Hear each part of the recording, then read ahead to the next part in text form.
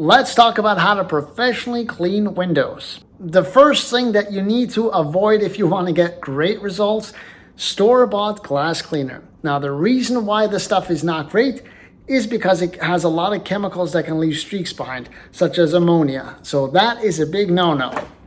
Make sure to invest in quality squeegees. You don't need a whole bunch, but it's wise to have a few different sizes and make sure that they can be attached to extension poles if you have higher to reach windows. Now, Unger is a great brand for this, and these even make these great squeegees that you can adjust. So those things really come in handy. As you can see, it clips in nice and securely, which is great. And as far as the cleaning solution, you really don't need anything else other than dish soap. Another great item to have when you're cleaning windows is a brush like this, because it allows you to easily clean the window sills on the outside that might be covered in pine needles and all sorts of stuff.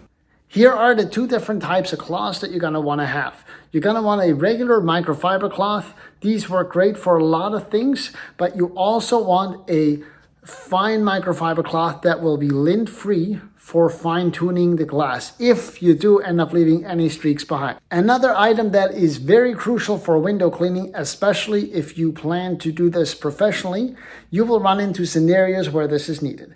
I always like taking a microfiber cloth and putting it over the blade for extra safety, but in general these things are designed to not scratch anything. So if you're cleaning exterior windows, you will run into tree sap. If you live by the ocean, you'll be amazed how much of that salt mist gets stuck on the glass, and for that, a scraper will make your life a whole lot easier.